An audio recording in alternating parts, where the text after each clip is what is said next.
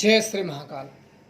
कई ऐसी घटनाएं हो जाती हैं, किसी के ऊपर कोई भूत कर देता है, कोई प्रेत देता है, तो उसके जीवन में कई ऐसी घटनाएं घट जाती हैं जिससे लोगों को बहुत ही तकलीफ का सामना करना पड़ता है। उस समय में यह घटना गुजरात की एक घटना है, जो कि एक महिला पे एक मेलड़ी मसानी को छोड़ दिया गया था। किसी अन्य जानकार ने अपनी दुश्मनी साधने के लिए मेलड़ी मसानी का प्रयोग कर दिया था। उस समय जब मैंने एक चोरी की घटना का उनका काफ़ी मदद मैंने किया, और करने के बाद मुझे यह एक केस मिला था। जाते जाते मैं उस समय माँ काली का दर्शन करने जाने वाला था। पावागढ़, गुजरात के वडोदरा जिले के पावागढ़ में एक माँ काली का सिद्धपीठ मंदिर है। कभी आप लोग वहाँ जाना तो जरूर से दर्शन करना, बहुत ही अच्छा है। मुझे जब भी उधर मैं जाता हूँ तो मैं दर्शन करता हूँ। एक वहाँ से एक बड़ी जुड़ाव है। मैंने कई अपनी साधनाएं, कई पूजा भी मैंने काफ़ी समय वहाँ मैंने किया हुआ है, तो इसलिए मैं वहाँ जानता हूँ। वहाँ भद्रकाली मंदिर है और काली देवी का है, ऊपर तालाब है, कई एक राजा हैं। तो उस समय मुझे एक जन का यह आया कि जानकार थे, उन्होंने कहा कि एक औरत पागल हो गई है और काफ़ी बेहद हरकतें करती है। अपने कपड़े को फाड़ देना, भागना, चिल्लाना, किसी को मारना, पीटना, डंडा, पावड़ा, कुदार लेके दौड़ाना, लोग भागते हैं उससे डर से। तो मैंने कहा कि नहीं नहीं, मुझे समय नहीं। मैंने बोला ऐसे पागलों से दूर ही रहो तो ठीक है, इनका क्या चलाना, कहीं हमें पहुंचो, देवता बुलाने से पहले ही हमें ही ना मार दे। मैंने बोला नहीं यार, मैं नहीं जा सकता, मेरे पास समय नहीं। बोले महाराज जी, आपसे रिक्वेस्ट है कि आप जाइए, आप एक कर दीजिए तो बहुत अतिभाग है आपका। मैंने बोला अच्छा ठीक है, अच्छा चलो। तो मैंने कल का समय रखा, चलो कल चलते हैं। बोले ठीक है। तो कल वो तुरंत लेने आ गए, और जिसके घर की औरत बीमार थी, बहू थी वो कोई, तो वो भी आ गए थे अपनी गाड़ी लेके। अब यहाँ आए तो मैंने बोला अच्छा ठीक है। तो हम लोग बैठे, वहाँ गए तो बिल्कुल सब लोग तैयार थे। वहाँ बिल्कुल बहुत बड़ा सा घर था, उनकी कोई अपनी फैक्ट्री भी थी खुद की। तो कभी मतलब अच्छा खासा सब कुछ भरा परिवार था। कमी नाम की कोई चीज़ नहीं थी, किसी भी प्रकार की कमी नहीं थी। बस दिक्कतें जो थी वो ये औरत थी जिसके ऊपर ये समस्याएं थी। और नई नई उसकी शादी हुई थी, बिल्कुल जैसे बस 1-1.5 महीना हुआ था शादी। बिल्कुल अच्छे खासे परिवार से वो लग रही थी। बिल्कुल वो अपनी धोतियों को बिल्कुल एकदम ज़मीन पे गिरा गिरा के, जब वहाँ गए तो अंदर हम घुसे तो लोग बोले कि महाराज जी चलो हम गाड़ी साइड में खड़ी करके आ रहे हैं। तो 2 लोग हम लोग अंदर गए तो देखे थे एक औरत बिल्कुल अपने जो साड़ी है वो नीचे झुड़े, बिल्कुल जैसे पिक्चरों में आप देखते हो, मूवियों में, कि बिल्कुल भूतों वाली स्टाइलों से, कि बिल्कुल वो धोती वहाँ झूल रही हो, घिसलते हुए जा रही हो, बंदा बिल्कुल मदमस्त होकर चल रहा हो, उसको किसी की फिक्र नहीं है। अब हम लोग गेट के अंदर घुसे तो थोड़ा सा रुक गए, क्योंकि वो गेट के सामने ही थी, थोड़ा दूर पे। ये हुआ कि अरे ये कौन है भाई सामने। मुझे तो पता नहीं था कि ये पागल। उस व्यक्ति ने भी, भाई बहू का कौन मुंह देखेगा, जो व्यक्ति मुझे कह रहा था कि देख दीजिए। और जो उसका घर का था वो गाड़ी लगाने चला गया था। तो हम लोग आगे उसके सामने से जाने के बजाय साइड से, किनारे से जाने की सोचे कि किनारे से जाओ, नहीं तो हो सकता है ये पागल उगल है। फिर मैं थोड़ा सा किनारे कटा तो मुझे मन में ये आया कि कहीं ये औरत तो वही तो नहीं है जो जिसके लिए मुझे बुलाया गया है, पागल। तो मेरा मतलब मैंने अंदाज़ा लगाया, मुझे 100% श्योर नहीं था, मैंने अंदाज़ा लगाया कि ये वही तो नहीं है, शायद हो सकता है ये वही ना हो। फिर से सोचते हुए वहाँ से फिर सामने होके चले गए। औरत पागल है, ऐसे घूम रही, तो हम लोग सोचे कि भैया अपना खुद ही रास्ता कट के निकल लो ना, क्या ज़रूरी है सामने से जाने की। तो हम लोग कट के निकल गए, वहाँ गए, सब चाय नाश्ता हुई। तो कई लोग आके, उसका जिससे शादी हुई थी वो भी बिल्कुल रोने लगा, और उसकी सब आंखें में आंसू लेके बिल्कुल एकदम एक उम्मीद की तरफ से मेरी तरफ देख रहे थे। मैंने कहा कि चलो हम आए हुए हैं, जरूर आप लोगों को कुछ ना कुछ मदद करेंगे। बोले कर लो, हम लोगों की बहुत बेइज्जती हो रही है। ये हुआ कि अब क्या करें, इसमें तो ऐसे कौन कर दिया है ऐसे। बोले अभी कुछ पता चला। बोले हमने जो सब क्रिया कराई, जो दूर दूर के सभी जगह हमने कराया, पर हमें कुछ लाभ नहीं हुआ, पागल से ठीक नहीं हो रही है। मैंने बोला अच्छा उसे लेके आओ। तो चाय नाश्ता जो था अपन ने करके बातचीत करके अच्छा लेके आए। एक जगह के बहुत बड़ा सा कमरा हुआ था, वहाँ सब कुछ बिछाए गए। बिछाने के बाद हम बैठे, बड़ा सा हवन कुंड ला दिए लोखंड के, सिटियों में जैसे होता है नहीं, बड़े बड़े लोग अपना, उन लोगों को कहाँ बिल्कुल पहाड़ों में और बिल्कुल जंगलों में हवन करने का सौभाग्य प्राप्त हो। तो वो बिल्कुल ऐसे लेके आए। मैंने बोला कि अभी इसको मत लाओ, अभी यहाँ हवन करने वाले ने, पहले जान तो लो को कौन है। अब यहाँ आने के बाद उसको अच्छा बिठाया गया। वो तो बिल्कुल पागल है, उसको कुछ समझ में नहीं, बिल्कुल वो बैठ गई। वो इधर देखती थी उधर देखती थी, बिल्कुल सुनसान निगाहों से, जैसे उसको कोई अता पता ही ना हो कि मैं क्या कर रही हूँ, क्या देख रही हूँ। बिल्कुल एकदम गहरी, जिधर देखती थी ये एक टक देखती रहती थी, फिर उधर देखती थी। विचार जैसे उसके अंदर की जो विचार हैं या भावनाएं हों बिल्कुल शून्य हो गए हों। मैंने बोला ये तो, मुझे लगा मन में कि ये तो खुद सही में तो पागल नहीं हो गई है। अंदाज़ा मैंने लगाया कहीं खुद से ही ये सही में तो पागल नहीं हो गई है, ऐसी हरकतें कर रही हैं। ये तो बिल्कुल, इसमें तो भूत जैसे लक्षण भी नहीं दिख रहे हैं इसमें। तो यार चलो अच्छा फिर देखते हैं, कुछ ना कुछ तो होगा। मैंने अच्छा बैठा, ध्यान लगाया, और उस समय मैंने सुजान को बुलाया। सुजान के मैंने मंत्र पढ़े और मैंने अपनी मंतव्य बातें उसको बताई कि ये इसके ऊपर प्रेत बाधा है कि नहीं पता करो और क्या दिक्कतें हैं। तो वो जानकारी एकत्रित करने के लिए गया, और आने के बाद 10 मिनट के बाद मुझे जो जानकारियाँ थी बिल्कुल मैं चौंक गया।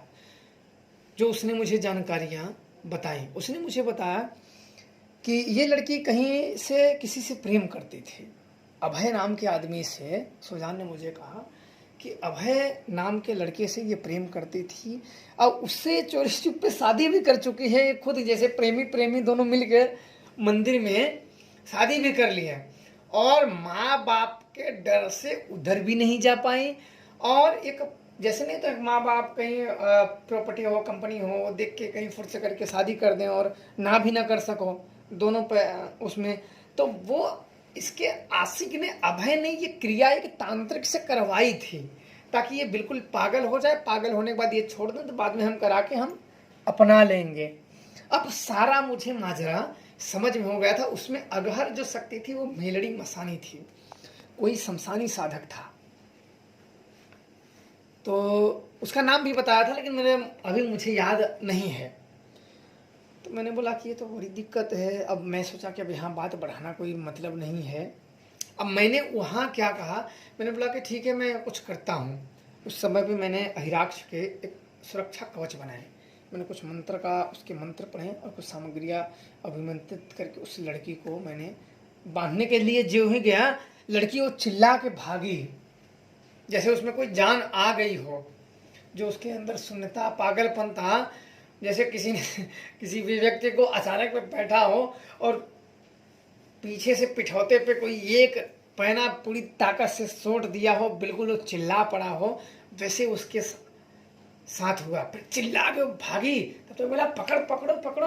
तब तक तो उसके पीछे सभी लोग लग गए पूरी जान से। अब उसके पति ने उसकी धोती ही मिली, उसको ही पकड़ा, स्पीड कम हुई तो पकड़ के लेके आया जबरदस्ती। बैठ, कहाँ जा रही, बैठ। अब मुझे गुजराती तो आती नहीं थी, तो मैं अपने हिंदी में बोल रहा था, कुछ गुजराती में फेंक दे मुझे, तो वो बोल रहे मैं जाऊंगा और मुझे लगता था नहीं जाएगी तू, क्योंकि भाई भाषा का बड़ा फेर होता है। कोई बोलती मैं नहीं जाऊंगी तो मुझे लग जाता था कि वो बोल रहे कि मुझे छोड़ दो। तो बीच वाला व्यक्ति कोई मुझे बताता था ये क्या बोल रही है, नहीं पता लगा वो बोले मैं जाऊंगा और मैं उसे मारने लगूंगी, बोल रही है कि नहीं जाएगी तू। तो वो मेरे को बता रहा था ऐसे ऐसे। बोला मैं इसे मार के जाऊंगी, मैं नहीं जाऊंगी। मेरे बारे में जो लड़की थी जिसकी नई नई शादी, उसने अपने सीना ठोक के ऐसे कहा मैं मेलड़ी मसानी हूँ, मेलड़ी मसानी। मैंने कहा मेलड़ी मसानी हो, तुम्हें लोग देवताओं की तरह पूजते हैं, ये काम शोभा देता है? लोग आपको कितने सम्मान से पूजते हैं, कितनी आस्था है, ये आस्था है। लोग ऐसे अगर करोगे तो कौन पूजेगा आपको? अगर आप मेलड़ी मसानी हो, लोग पूजते हैं, आपको देवी मानते हैं, लोग आपको पूजते हैं कि उनका भला करो, उनके संकट से बचाओ, कि इसलिए पूजते हैं कि आप उन्हें संकट दो, इसलिए पूजते हैं आपको। बताइए। अब वो मेरी बात मानने के लिए तैयार ही नहीं है। मैंने कहा कि ठीक है आप समझ लेना, फिर कई हरकतें करने के बाद उसने तब बताया कि मुझे तो भेजा गया है, गुजराती भाषा में मुझे भेजा गया है। बोला कौन भेजा गया है? तो उसने उस तांत्रिक का नाम बताया कि मुझे वो भेजा है। तो मैंने बहुत रौबार मचा, बहुत सब कुछ हुआ। होने के बाद 2-3 घंटे लग गए। करने के बाद फिर मैंने अंत में उससे कहा कि आप देवी हैं, आप ऐसे काम आपको शोभा नहीं देता है। कई बात बताने के बाद, करने के बाद उसने अपनी गलतियां कही कि मुझे भेज दिया है मेरा सेवक, तो मैं क्या करूं। उसने अपनी भाषा में बताई, मैं अपनी भाषा में बता रहा हूँ। मेरा सेवक भेज दिया, तो मैं कहा क्या करूं। बोला आप ऐसी किसी का घर उजाड़ना आपको अच्छा लगता है? ऐसी चीज़ें आप करते हैं, आप देवी रूप में पूजी जाते हैं, आप ऐसी करते हैं, तो आपको अच्छा लगता है किसी का घर उजाड़ना? आप इसको मार के क्या करेंगे? आपको लोग पूजते हैं तो यही आप काम आपको बचा है, यही मारना बचा है आपको काम में बस। तो उसने काफ़ी मशक्क़त के बाद फिर गलतियां मानी, उसने फिर अपना रास्ता लिया। बाकी उसके पीछे 3 जिन्न थे और 3 चुड़ैलें थी और 1 प्रेत था। इन सब को मैंने हिराक्ष को कहा। हिराक्ष ने तुरंत ही आज्ञा पाते इसने तुरंत झपट पड़ा, झपट के तुरंत दबोच लिया। दबोच लेने के बाद तुरंत लड़की तड़ाक देना गिर गई, बेहोश हो गई।